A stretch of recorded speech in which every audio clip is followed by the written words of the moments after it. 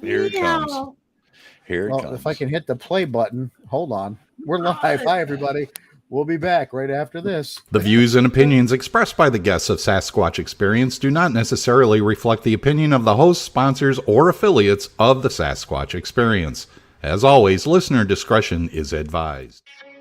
911, what are you reporting? We got someone or something crawling around out here. Does a legend walk among us, lurking in the forests of our world? Did you see what it was? Was it a person or an animal or? I can't tell. All I know is that my central light came on and I just happened to glimpse and see this thing running across the yard. A good-sized man or something. It looks like a man. I don't know what it was.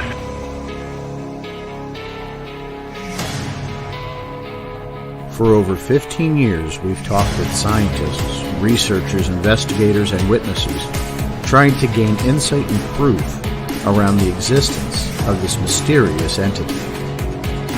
Jesus Christ, you better... Gio! Hello? Get somebody out here. What's going on now, sir? That son of a bitch is about 6'9", I don't know. Do you see him now, sir? Yes, I'm looking right at him. Uh-oh. Okay, hang on. He's right... Is he in your yard, sir? Yeah, God, he's big. Okay, what's he doing in your yard? He's looking at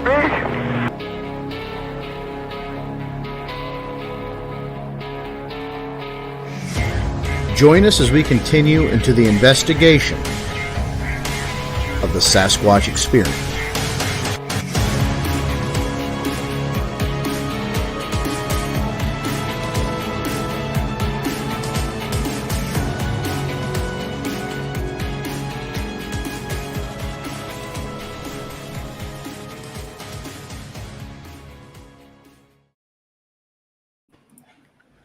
And good evening, everyone. Welcome to the Sasquatch Experience Monday, August 15th, 2022. Man, we always get to the best conversations right before we go on air. I know. I was just wondering, what diseases have we gotten from a Sasquatch? Okay, good. That wasn't what he said. No, it's not. And we move on. Yes, we're going to move on. And here's James Baker, the perpetrator and instigator of all this, back with us this week, right there underneath me, where he usually is. Right off to the that side of me there is Henry May, and in the bottom corner where he belongs, Vance Nesbitt. Guys, it's nice to have all three of you back this week, as I put up four, but I definitely meant three. But if you've watched the first episodes of Small Town Monsters, Sasquatch Unearthed the Ridge, you'll understand I can't count anyhow when it comes to how many steps does it take me across the road. They make a special watch for that now, Sean. Yeah, I know. I thought you were doing a different motion. Stop it. He's going to get kicked off rather quick tonight here, folks. He's been drinking way before show starts. Ooh. All I ask is for 1 hour a week. And actually, I ask for 1 hour every 2 weeks now. And for some of you, that's still a chore. But here we are nonetheless. Anyhow, tonight we're going to talk about Sasquatch Unearthed, The Ridge, episodes 1 and 2 that have made it out to YouTube. Of course, I'm a small part of these episodes. I don't want to seem like, it's just random we're talking about it because, I come with a lot of the, background and, stuff going into the show. So all I know, you were going to say baggage. You come with a lot of baggage. Listen, you can't do anything these days without baggage. All right. Inevitably, there's always some sort of issue that pops up. Yeah. And the only thing we can do is survive and try to, get our part in and move on.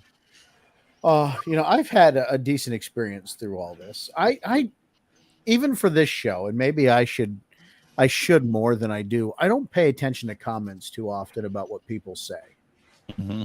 Usually you guys tell me about the band is back together. Absolutely, Brian, our producer there. Hey, Brian, how are you? Brian, I play the triangle, by the way. That's my part of the band. He does. And occasionally the tambourine. Occasionally you guys tell me, the feedback that we're getting. James Baker on the cowbell. Yeah, so I think it was more of a. Get ready for him to break some plates here. I think he was back at that wedding we were at a couple weeks ago. Anyhow, to give me the feedback. So I have a tendency sometimes to respond a little passionately at times to feedback, but I think it's because we put so much into what we do, or at least I put so much into what we do. And Vance's commercials, but not reading it when you're on video is something completely different. I think there's a lot, and just from speaking with Eric Altman today, it's weird watching yourself on TV, and you're a lot more sensitive to the nuances and your appearance and how you come across. And I found myself with a comment somebody posted, really having to go back and re-articulate some of the things I said. Because if you watch the second episode, I come out pretty hard against, combining the paranormal and the Sasquatch itself. But that should be no surprise if you fucking listen to this show. Or if you listen to, if you've listened to anything I've said over the last 28 years, I'm a flesh and blood person. I don't think we get anything by combining all these things together. With that being said, that doesn't mean at the same time we ignore it and pretend it doesn't exist. There is a difference in that philosophy. Like I have my belief of what it is. At the end of the day, Vance, I could be wrong. No, you could be wrong. I want to just kind of go back to something that you just said a moment ago, less than 60 seconds ago. It's because you don't have this overwhelming ego. And I think the egos do have a lot of, I don't know, it kind of clouds the whole effect of the thing if you have a big ego going on. And you don't. You never have. You're just speaking what you feel and what maybe a truth is. And let's take a look at that without having that ego being involved in it. You're sitting in a room with people asking you questions. Right. You're right. And I wanted to do this kind of chronologically, but I my mind doesn't work that way. You guys know this. It's issues as they pop up. One of the things that came at me today was the concern of episode 2 because of the excitement that happened in episode 2. I'll say this, guys, to the people listening, to you three here, I've been in the field with every single one of those people that was on camera in episode 2. I know the quality of researchers they are. I know they're good people. And I think in the excitement that's conveyed in the filming, it came across as if though they were, kind of, Eric, I think, used the term Keystone Cops. I didn't take that away from it because I know those people. I've been in the woods with them. It was a moment of excitement that I think was great as it was captured on camera. Right. Because, if you watch the segment with the lights, there's evidence right in front of you, these lights that just, they just disappear. Right, and they're non-localized. There's no, you can't fixate the point, right? And that's exciting. Now you're also talking to the guy in the same episode that says these lights have nothing to do with Bigfoot, or I don't believe they do. But you still had light phenomena, and that doesn't make it any less interesting than if it was Bigfoot phenomena. Right. And of course also, with the light thing too, was the sensation of which brought up the whole topic of the infrasound with the lights too. Now, okay, so there's a correlation between those two. The one thing that I wish they would have elaborated on more, and I didn't give Seth this feedback yet, but I'll give this feedback to him, was the Ike said the Banshee scream. That Hal with Ron Murphy and Seth in the woods there, that was incredible. But that happened within the first 3 minutes of the second episode. Yeah. Right. But then it became under less important because of the light phenomena happening. Right. But as a Bigfoot researcher, the flesh and blood part of me and that sound, I'm fixated on this sound that happened. Right. No, I was too. I wanted a little bit more focus on that. It happened within the first 3 minutes.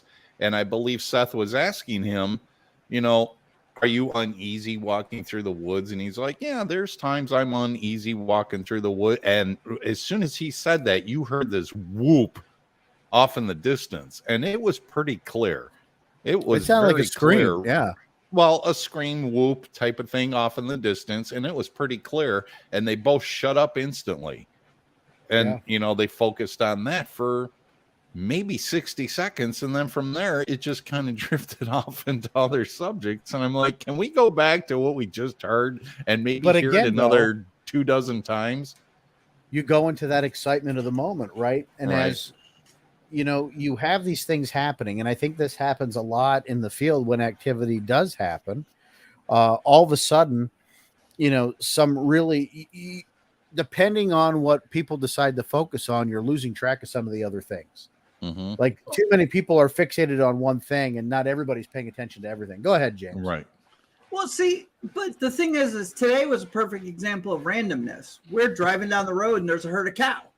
Yeah, it doesn't happen every day. It's something some people see every day. It's something I've never seen 12 cows just hanging out in the road looking at me. Are they going to come towards my truck? Are they going to do whatever? But the fact is that me and him were really excitable because we're like, this is the most unique thing that's been thrown at us lately. And it was one of those, once we geared down from seeing it, we were all like, did you see them? They were so cool. Like that one almost let you get close enough to touch it. And then we called the police, and the police were going after it. But there was a whole thing. But the fact is that if you think about it, if you're in the woods with a group and you saw something random that may be amazing or could be as simple as a deer come out of nowhere, your primary reactions are going to be excitable and things like that. And you might not, like we had our deer incident, like, you might not jump to, I need to write notes down and, I got to take pictures. You're just like sucking in the moment going, oh my God, there's cows on the road. You know what I mean? And I say this because I'm sure we've all had that moment where you're driving down the road and you see something interesting and your ADHD kicks in and your head goes, right. I've seen James do this with free signs. This item's for free. Driving 45 miles an hour, and all of a sudden we're at a dead stop. There's a free sign. But what you say has merit for a rain-soaked couch. Yeah, and it goes back to we haven't even talked about episode 1 yet, but episode 2 that and it instantly hits off with some very interesting activity. And because there's all these things that are happening and there's all this excitement going on. It got a little chaotic, and that could happen. But I don't think that at all should put them in a negative light. I think it was just, hey, this is something that really cool that happened. And even though you're on the ridge and you should expect strange things to happen, I think it's even more special when you're out there with a group that are trying to get some film documentation of it, and you have a moment where it does.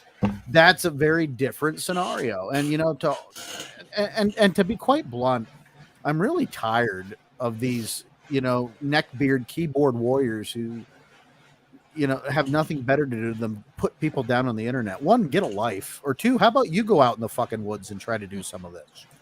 Create something.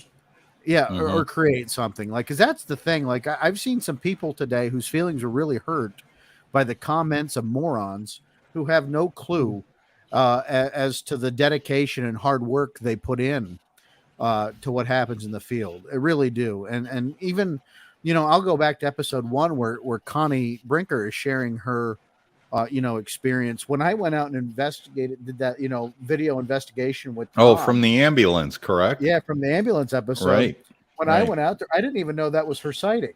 Like, I was just going by the story. There were 2 ambulance drivers that had a roadside crossing.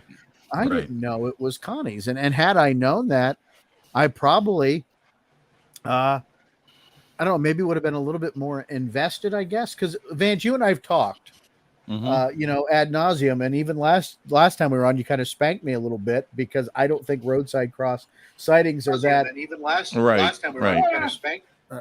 We got someone's, okay, they fixed it. Thanks. I probably would have been a little bit more engaged to, really try to help get her some answers because she was really, of course. And I think she presented herself really well. And I don't think people realize how much time Connie has even put into the field investigating. Mm-hmm. Right. You know, she's Eric Altman's sister, but she spent a lot of time out there in the woods. Her and her husband Chris and their son, they all do a lot of investigating. Mm-hmm. So when I think it happens to someone like that unexpectedly, you know, she was on her job when this happened. Right. You know, even that's a little different. So people just come down so critically on each other. At the end of the day, this is made for entertainment and information. Relax a little bit. Get the stick out of your keister and enjoy it. And you know what? I've noticed it in other communities too. It's not just the Bigfoot community. It can be in the political community. It can be in, you know, just the ghost paranormal community. It happens everywhere. And yeah, you just calm your tits down, as a great friend of ours would always say.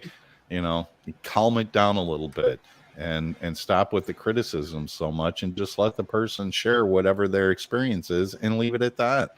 Because you weren't there. I think even from time to time, we all want to be critical, even about the shows like Expedition Bigfoot, you know, the big productions.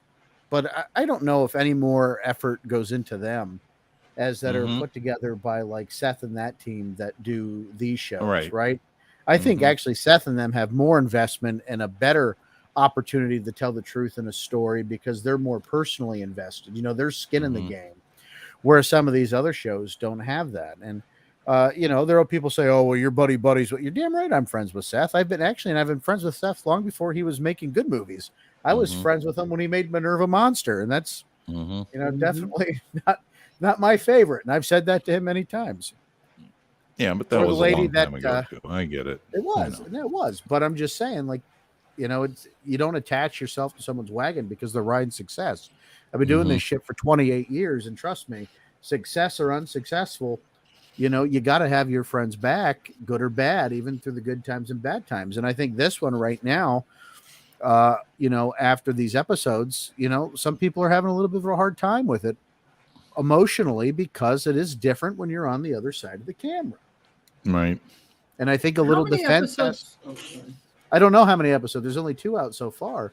But I think if my friends out there that are listening from the PA Bigfoot Society, I think you guys did a great job. I think the excitement of it kind of threw it a little bit over the top, but I don't think that's a judgment on any of the efforts that they put in. And if you go back and know the history of the PA Bigfoot Society since 2000, you know, Eric Altman's led that group to, you know, really be you know, a good to where it is today anyway. You know, well, in the variation is today, but at one point in time, it had over 130 investigators throughout the state researching this mystery, and they were working pretty well together. And shit happens, you know, over time. It's like any other relationship; they break up, and people go their own ways, and they have their own version of the story. But at the end of the day, this core group of people that were out there, I know them personally, and they do good work. Even if some folks felt that it wasn't a great portrayal, I actually thought it was fine. I had no quips with it.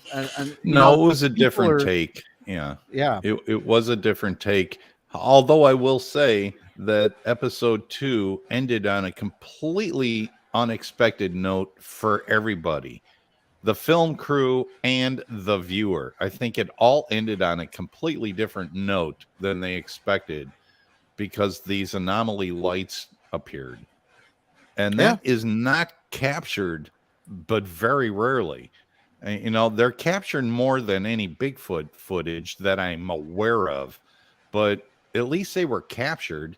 And it's what the H is going on here and try to chase it down and figure out what was going on. And that kind of brought me into the whole thing, too, of, well, is there a correlation? And I know you've certainly expressed your opinion. Is there a correlation between these anomaly lights that move around and disappear in a blink and they're multicolor? I mean, in that episode, they talked about blue, red, yellow, and white. Well, you know, those are your 4 primary colors, and yet here they are appearing out in the woods. I want to make one more point to this because, you know, again, I'm taking some slack for being really anti-paranormal, and I don't. And it's confusing, and I feel like I'm a little bipolar about it. It's not that I reject the concept and the notions that this stuff happens. I just don't believe at this point that they're related. Because, and I'll use it to the point I made in the comments, because I see lights happen and I have Bigfoot activity happen, doesn't mean the light activity happens because of the Bigfoot. Right. And that's the only point I'm trying to make out of all this. There are people that like to layer this shit on top of each other and make a pie out of it and sell that pie or that book or whatever. No, I agree story. with what you're saying. And I'm not saying there's anything inherently wrong with that either, but for those of us that are trying to prove that this fucking thing exists, it makes it a little harder for that to be taken with some scientific credence. But you've also heard me say it's also unscientific to throw everything out. Right. But at the same time, I don't get to dictate the dogma of science. I brought up that. Well, I was going to say, John Green said he didn't feel comfortable. He didn't feel there was anything attractive about combining one mystery with another.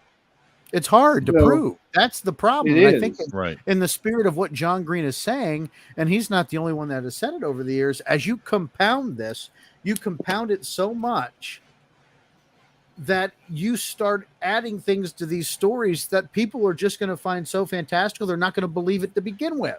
Right. Or easier to disprove. Yeah. Right. And it doesn't mean you throw it all out, but at the same time, like, notate everything.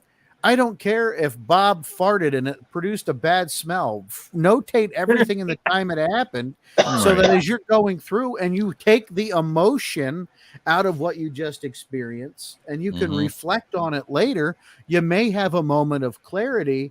And, then you can go back and think and say, well, let me call James. James, we were out there last night and this happened. And now, I'm not so sure this happened together. What's your take? Right. And then James gives me his opinion. Yep. And then I'm going to call you, Vance, because Vance, you were there. Right. Yeah. And guys, let's talk about the one thing that Bake likes to get a lot of mileage out of: the vaporizing deer in West Virginia. All right. Yeah. Right? I brought up a while ago. I'm sorry, I didn't mean to step on your toes, Sean. Go ahead. I brought up a while ago, and I believe it was on this show. Let's just take, for example, that a Sasquatch as an intelligent creature, and let's just say that this exists and it's an intelligent creature. But what if it has the intelligence of, let's say, a 12-year-old? Kind of smart, knows its surroundings, and it sees a glowing orb. Would it not be attracted to that, like when we were 12 years old, to chase fireflies and run through the woods and chase it, and then you see an orb, and then the next thing you know, you see Sasquatch? It might not be one is related to the other. It may just draw the curiosity, and all of a sudden now you've got Bigfoot that's just as curious about this orb thing, whatever it is. I had a couple of theories, but I think those have gotten blown out of the water, and I'm just going to leave it at that because now I don't know what these orbs are. But it may draw in a curiosity to another creature that's in the woods, just like it's drawing our curiosity to it. And in episode 2, at the very end of episode 2, they saw the light at the end of the road, and what did everybody do immediately? They started running down the path to chase it. That was their first instinct, was to go after it and see what it is. Well, why wouldn't a bipedal creature do the same thing? I don't think that thought's incorrect. I've experienced light phenomena. Earlier in the episode, I talk about the story I'm with Rick Chirby and his fiance. Right. We're out in the woods, and she sees this stuff in the trees, takes a picture, gets it on video. Right. There's video of the light we saw. Right. But that doesn't mean it's Bigfoot related. It means that there's a pretty freaking weird light phenomena going on in the woods, which is a phenomena that's not conducive to the Chestnut Ridge, but it happens there a lot. What if there's something naturally occurring that causes these balls of light, right? And they happen to be like, there's nothing wrong with exploring that. Now, if you tell me that you have seen a Bigfoot creature walking around with one of these orbs in their hands, well, now it gets a little bit more compounded, right? And guess what? Those stories have happened. Yes, but I've also had fireflies in my hands too as a kid. You know, you Right. capture them and you hold on to. Maybe they're completely mundane and harmless. We don't But then know. you have stories of portals opening up and things exiting and that's entering true. portals. I It gets agree. really hard to quantify that, because what equipment do we have? What Mhm. field equipment do we have in our arsenal that can give any proof to that? Any validity to that? Zero. Is there any kind of detector we could take out in the woods to find some Right. anomalous, some sort of energy, residual energy left? What do we have? And if that's Mhm. out there and somebody knows what it is, please let us know. We'll start putting that Right. in there. We found how to use FLIR pretty quickly. I'm sure Mhm. we'd figure out how to use this. Right. No, Well, that's all doesn't I'm seem to be a asking. thing. And I appeal to people to use a little bit more critical thinking and less emotional reaction to things. Mhm. That's it. And if that makes me a prick, so be it. I guess I'm a prick. I just want you to. It's hard for me to take this as a story and as if I was making this a case to take it and to present it to somebody. God bless you. And Wow. and have Godzilla. that and have that like not be laughed at in some way, shape, or form. Right. Right. Like I think you could make a case for some of these things individually. When you start putting them together, it gets really hard. Mm-hmm. And that, I guess, in a very non-articulated way, I kind of flubbed up how I was presenting that in the episode a little bit. That's all. Again, I couldn't even remember the question I was asked at the time when I answered it. So When you answered that, all right. Yeah. I mean, That is what it again, is. like when I did my talking head interview, the investigation that happened on the ridge didn't even happen yet. Right. Right. So none of my that's comments I true. was Right. making, none of the comments I were making in that interview were related to what you're seeing on the screen, because in real life that hadn't happened yet. Mm-hmm. You got a CNN edit. No, to be honest with you, I would edit it the same way. It was brilliantly done. You just have subject matter and you have questions that are being asked, and they just kind of overlap a little bit. But I could tell you, in the 20 years I've known Eric Altman, Eric's always been pretty guarded about what he says is, is Bigfoot related or not. Yeah, he has a little tendency right now to be a little bit more paranormal leaning, but a lot of what he's been researching lately tends to go that way. Right. Right. I haven't been with him in all that. So for me, I'm still maybe I'm stuck a little bit backwards, but until I catch up, I'm comfortable with where I'm at. Yeah, but that's a healthy thing too, is to have that other perspective. You have to have that other perspective. Because I don't think the four of us sitting here have the same exact beliefs onto what Sasquatch is, or if it's got a paranormal connection. Right. And that's okay. But at the end of the night, we're not wanting to beat each other up like half-assed WWE superstars, and because we don't like what people say. Or do we go trashing each other on the internet about it? No, but you know what? I need to give a shout out to Tom and to Carrie Fargiorgio and to Brian Corbin for joining us tonight, because this is pretty cool. Thanks, guys, for being here. Greatly appreciate it. We got to take our and we all miss you. We miss hanging out with you. Heel turn. You're right. It was a night for a heel turn. That's for the God, man. Oh, wow. He's been drinking. Baker's somewhere else right now. All right. We're going to take a doing break. a When we come back, we'll talk a little bit more about this, and we love you too. Yes. Carrie, our friends of our Georgia, spent a lot of time with them lately. We'll be back after this. Stay close to the news, because Vance has a little something special for you going into it. Yeah. It's always special when Vance gives it to you.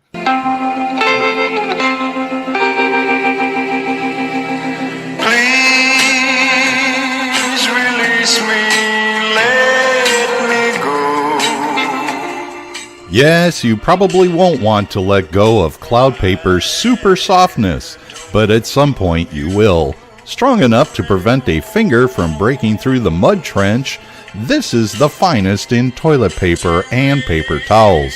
Cloud Paper ships right to your front door in earth-friendly packaging.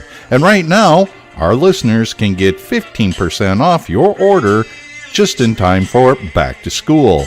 Just use promo code BTS15, as in back to school, 15% off. Just visit cloudpaper.co and enter promo code BTS15.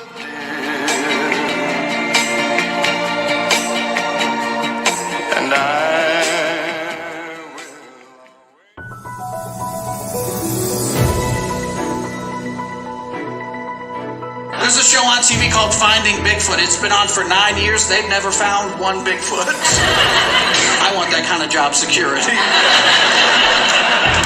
If I told 50 jokes and 5 were funny, I would get booed off stage. But if you find no Bigfoot over the course of 9 years, they give you a season 10.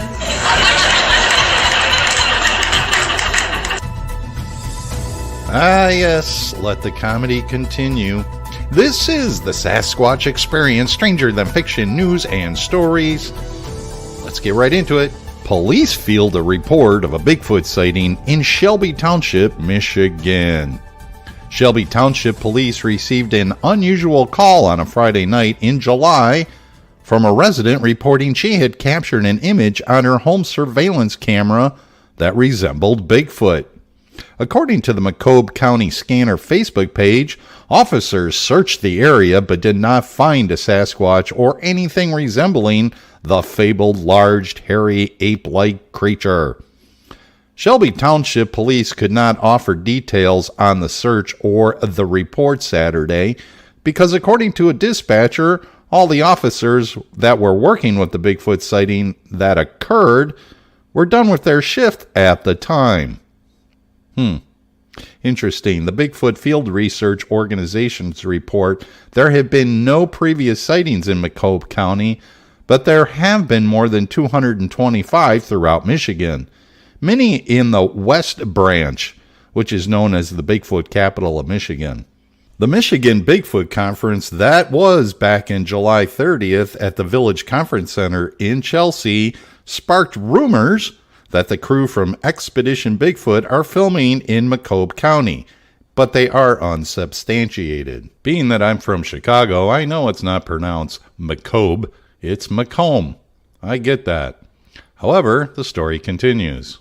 So now the possible Bigfoot sighting in Shelby Township is now being downplayed by police and described as a suspicious incident and a shadow or silhouette captured on a resident's surveillance camera. A release from the Shelby Township Police did confirm that officers searched the area, but after a thorough investigation, there was no Bigfoot sighting in Shelby Township.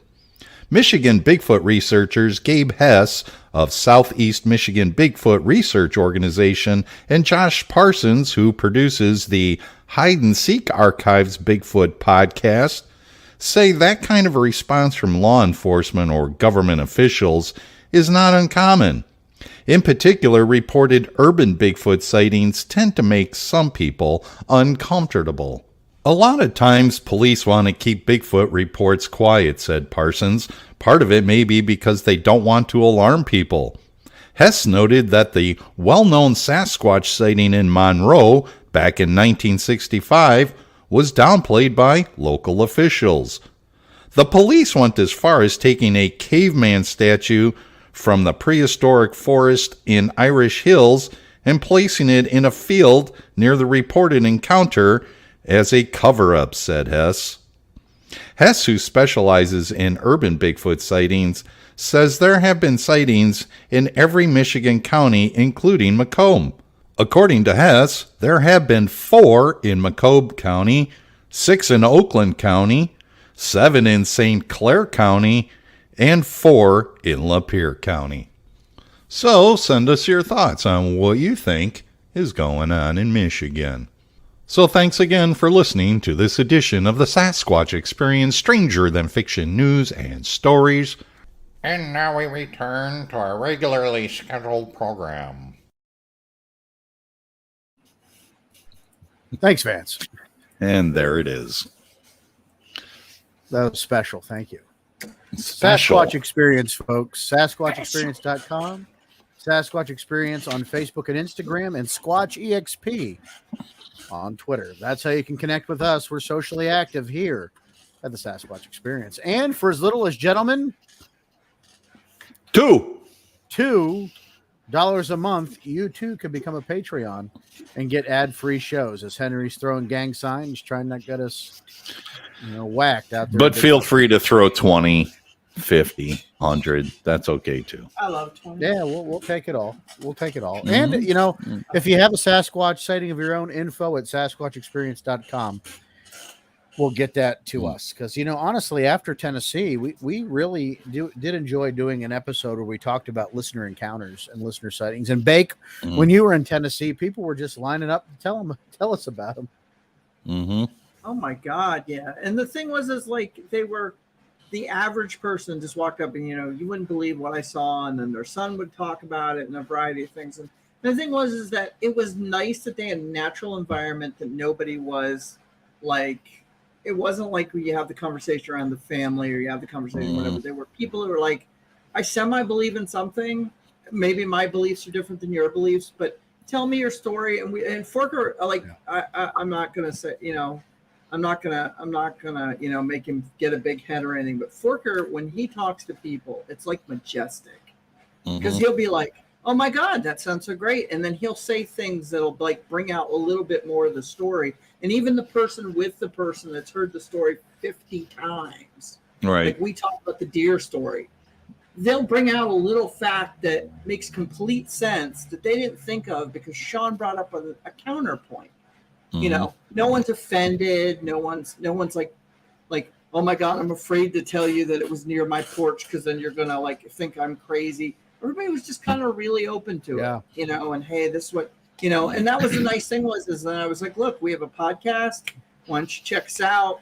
Give us more, give us more of these stories. And if you'd like to, in your stories, something that other people might want to hear that we can't convey properly, let us make you a guest. Yeah, absolutely. Thanks, James. That was very kind of you to say. But we enjoyed it, and I think my favorite story that we took away from there, that I want to get this. Damn it! I hit my face in the microphone again.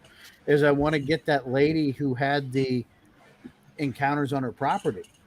Right. I think she was the most truest, genuine person that I've talked to in some time, that had some real significant encounters going on. And Charlie Raymond investigated the property, so we should probably try to get Charlie Raymond on the program too, to talk to him. I just finished Charlie's book. Finished Charlie's book. It's a good one. Yeah, what's the title of it, Henry? Bluegrass Bigfoot. Bluegrass Bigfoot. Go out and pick up your copy today. Nice. We'll endorse it. So nice. Since we're talking about Tennessee, sorry if I sidetrack us a little bit, but because of all this flooding, Henry, you're down in that area with the flooding and things like that. Are there getting to be more sightings because things are moving around, or anything interesting? I haven't heard anything. It's not flooding where I'm at, thankfully. So, so I know in Tennessee and Kentucky has really gotten hit hard. Right. Yeah. Moist. Yeah, it might take a couple of months for it to come to surface, and no pun intended, but it might take a couple months for it to come to surface before some stories come about from it. That's possible. Yeah, generally it takes some time after these events to happen for people to report it, or people that were going to provide some kind of emergency service that may have had some sort of encounter or fleeing the area. But, we were going to do a whole episode once upon a time on severe weather Sasquatch sightings. And I still think we should do that. No, we will. Because there's some interesting tidbits I like to see. They're like other animals. Do they pre-sense or if it is an animal, do they have a pre-sense of, what's coming, and are able to, get a heads up on doom. Right. Impending doom. Right. Yeah. No, we'll have a guest coming up on the show too. And again, I'm stepping on everybody's toes because that's what I'm best at. We will have a guest coming up on the show. His name is Ron, and he had 2 experiences in his life, and I will only leave it at that he'll share those experiences, but they're really interesting, and they happen in not such a hot spot for Sasquatch. But then it turns out Lauren Coleman did a lot of investigation in the area, and sure as it is, the area in which Lauren Coleman investigated, that's where Ron had his encounter or experience at. So he'll be coming up on the show probably within the next month or so we can all look forward to that too, because he's excited to share his experience. And he had an experience in Estes Park in Colorado. So, yeah, we'll share that stories too. You make some good points about talking to these folks, having sightings in places that aren't hot spots. And in Pennsylvania, we spend a lot of time on the ridge, and we'll redirect us back to that area, right? Right. But I was talking to Seth today about areas of Pennsylvania that, is my area a hot spot? And I think Bake and I would firmly say, well, probably not a hot spot, but it's probably not a hot spot because people up here don't talk about it a lot. You really have to go out and gear. It's a very conservative part of the state where people don't share that kind of information without an impetus or a reason to do so. Right. It doesn't mean we're not going to explore it. And we've had some interesting things happen out in these areas, and I'm sure we'll get out there and investigate. But as you go down towards, that Chestnut Ridge area, Bigfoot sightings happen in abundance. A lot of strange things happen in abundance. I speak about Bigfoot because that's what I do. And, right. All year long, these sightings happen. They just don't dry up one day. They happen year round. PA Bigfoot Society members and unaffiliated researchers now spend a lot of time down in those woods. And,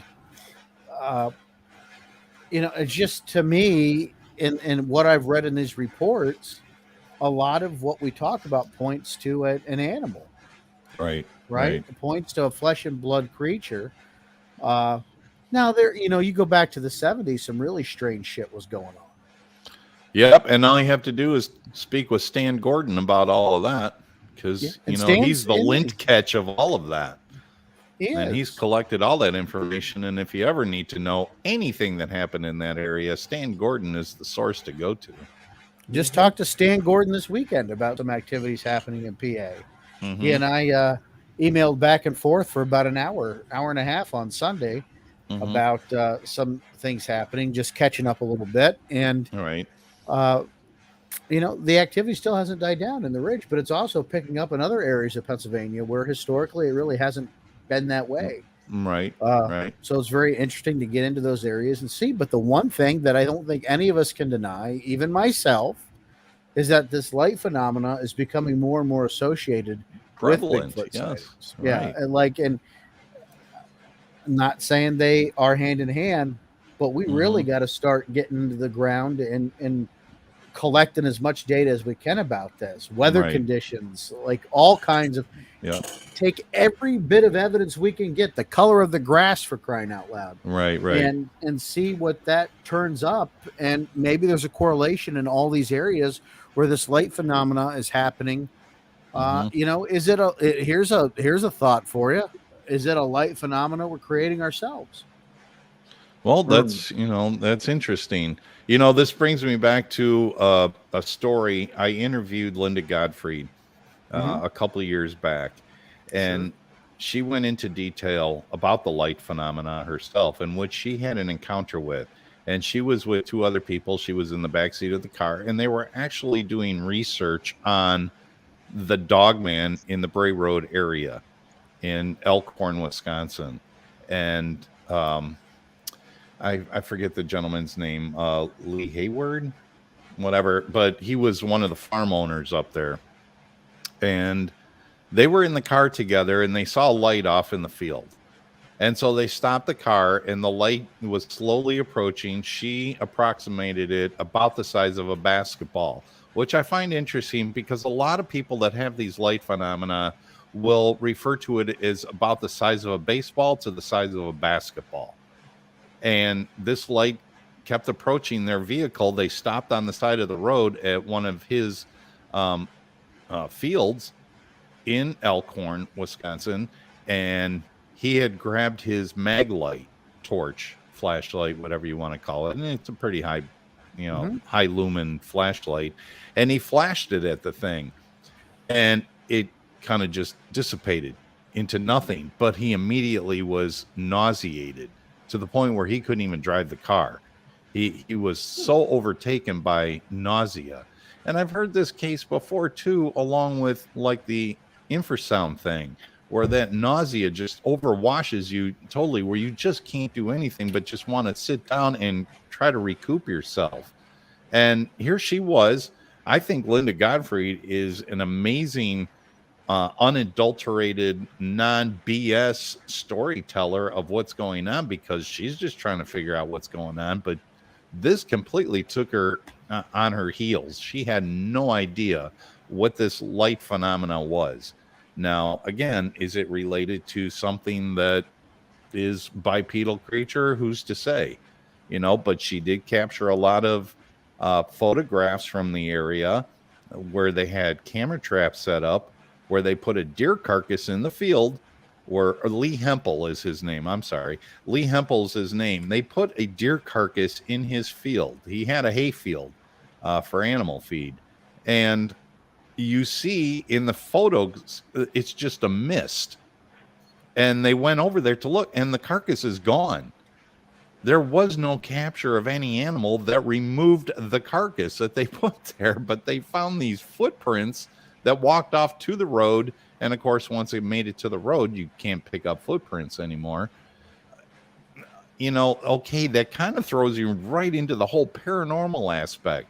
Do I want to go there? Yeah, it's kind of exciting and all, but is there maybe a flesh and blood thing here that it just was below the grass line and was undetectable to a camera and dragged the carcass off? Who's to say? Maybe it was a smaller animal or a coyote that was able to stay below the camera's view and drag. But what created the mist of, I don't know, I just throw my arms up in the air, but the whole light phenomenon, or the orbs, whatever you want to consider them, I've seen them here.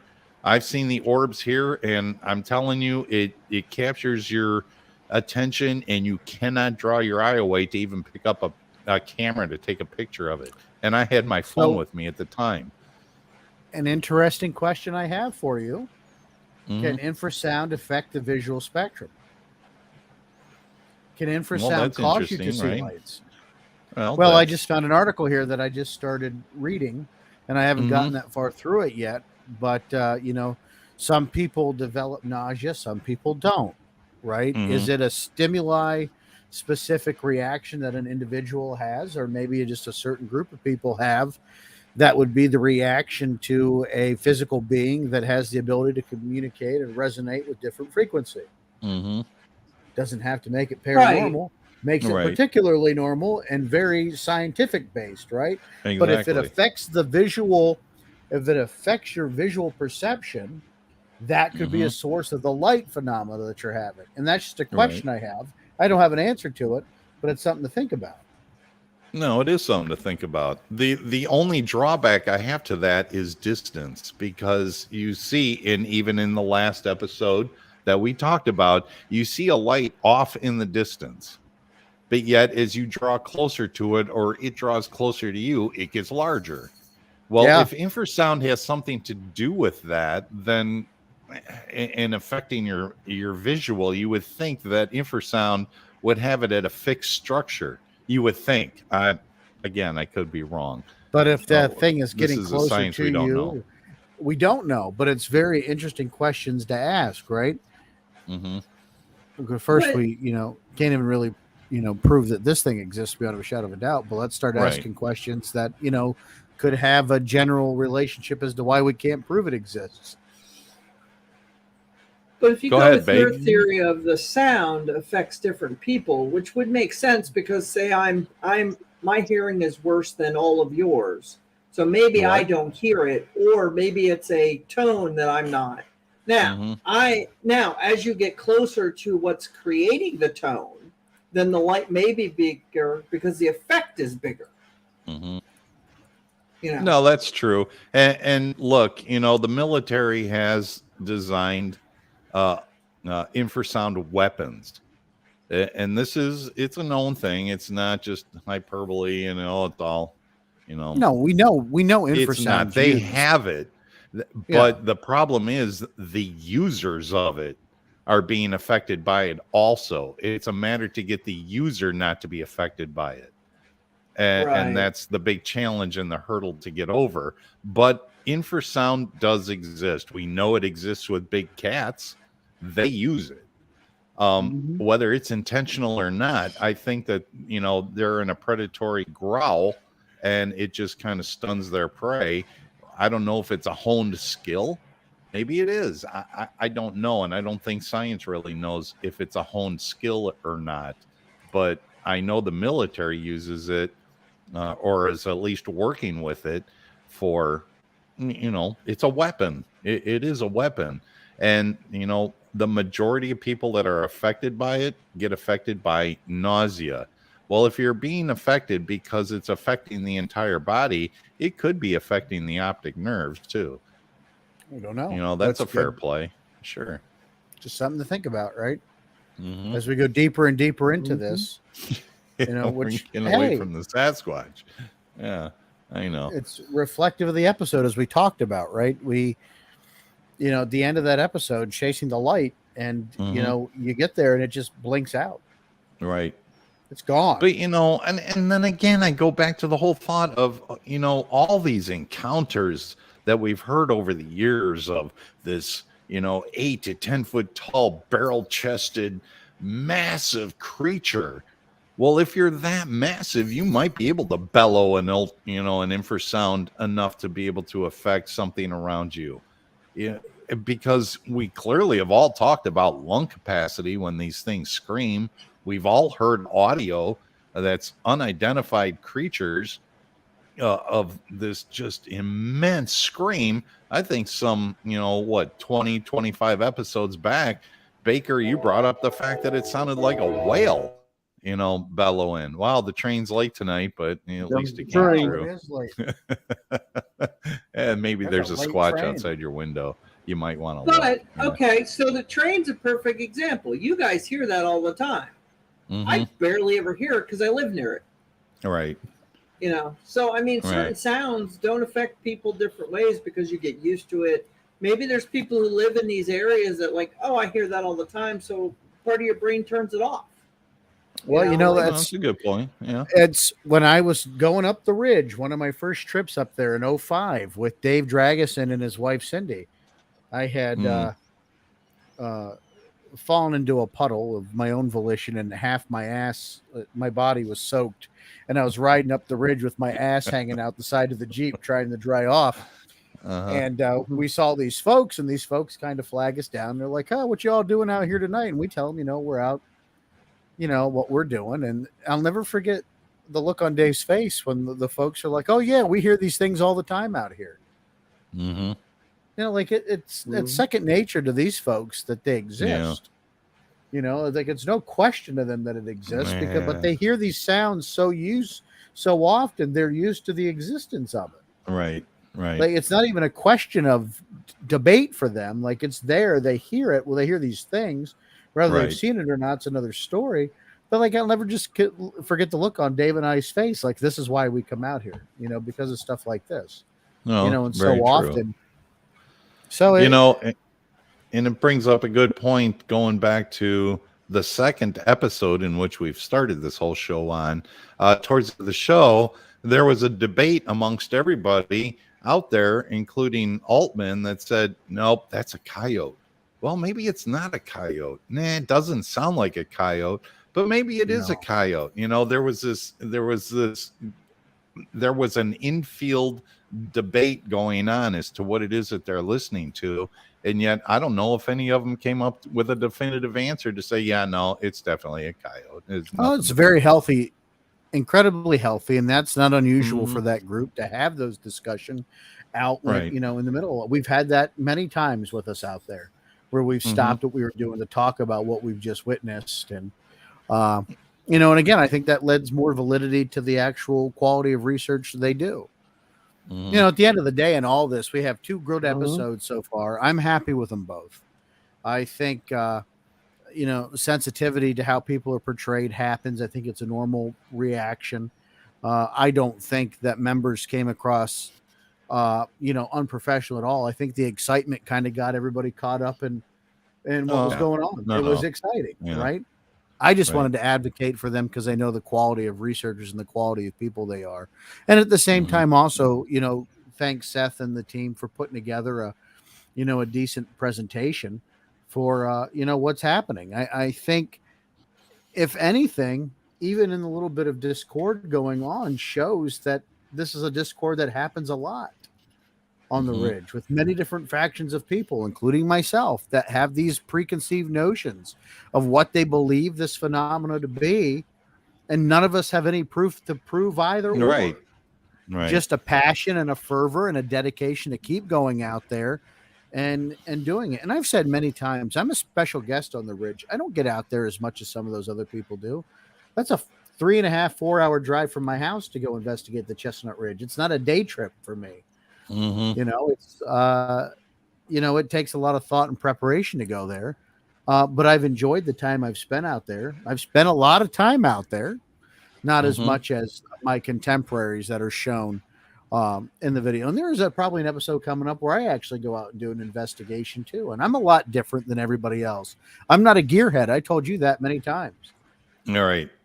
I would love to. And I'm not either. Yeah. I think just going out there as just the novice and just be out there and just do your own thing and see what may come in to be curious, instead of going out there and banging an axe handle against a tree and doing whoops. I don't know. Maybe just be yourself out there, set a fire up, have some dinner, and just listen as to what's going on. You know, have a quiet conversation with a partner, because I don't think I would want to do it by myself. I'd want somebody else out there to have my back and have, fully armed weapons. Well, nonetheless, and Henry, Henry, you can attest to this. A lot of times the activity that we see and point out happens when folks are just out there doing normal everyday things. Mm-hmm. That's true. In fact, we often find Bigfoot expeditions are rather fruitless. It happens when people are out doing their regular family vacationing or hiking. Right. And you get a roadside crossing, and that's it for me. Okay, that was good enough. I like the roadside crossing. Wow, sign me up. Henry, any thoughts for you, buddy? Well, the Chestnut Ridge has always had a strange phenomenon, it would seem, and it seems like it's always going to have strange phenomena. As far as the lights are concerned, they may not be connected to Sasquatch, but it seems like people looking for Sasquatch encounter them quite a bit for some reason or another. We don't know why. Right. But they do. Right. Bake. Any cornbread moonshine infused thoughts? Oh, so many. Most of them are not a family show. Until, like, we had the conversation today about, deer and different animals, and until one is found, I have to assess them on two fences. Either it doesn't exist or it's smart. Because if you look at the world, if, let's say, an area has 1,000 deer and 500 of them are bucks, every year they shed antlers. You find antlers. If there's Sasquatch in an area of, let's say, so many thousand miles, if it's not smart, you'd find bones. There has to be a core intelligence that says, hey, we don't want to bother the humans, or we don't want them to know what's going on. Or you would see them, like when you drive by and you see deer on the side of the road. So if there's no core intelligence somewhere, it doesn't exist. Because an animal, you pick any animal. I mean, I'm not a zoologist or anything like that. I mean, you can ask some of the greats and they'll tell you their stories and all that. But at the end of the day is like, whatever animal from whatever area you live in, if it lives there in abundance, you find bones. Unless it's intelligent enough, unless it's intelligent enough to bury those bones or hide those bones or something with those bones.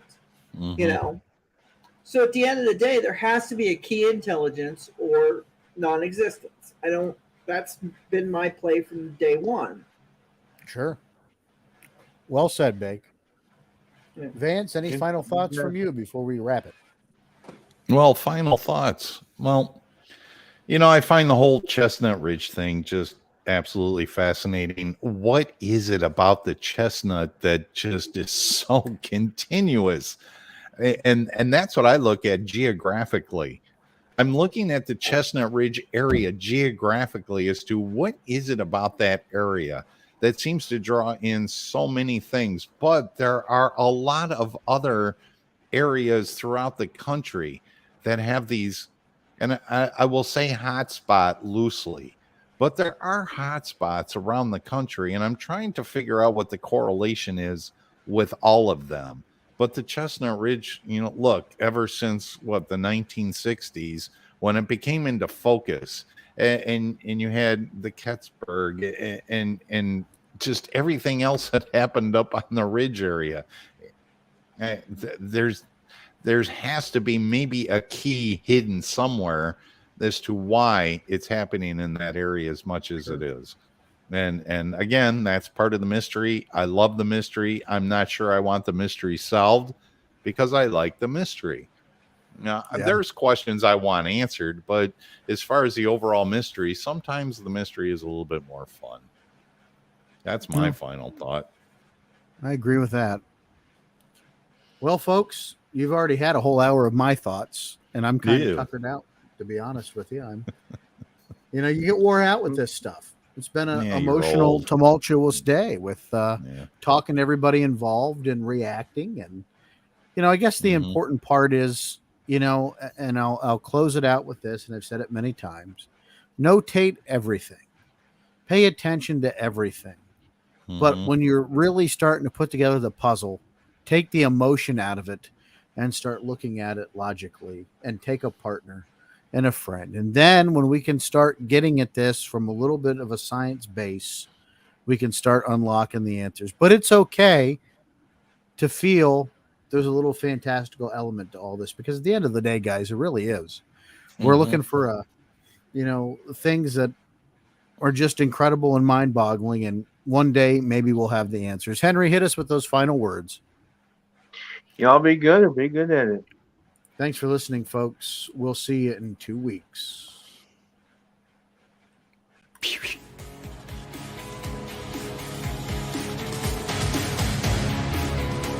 You've been listening to the Sasquatch Experience.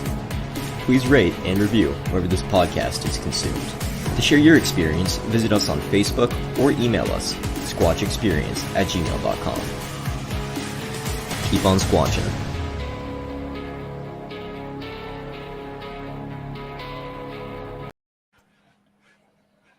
Keep on squatching. Hold on.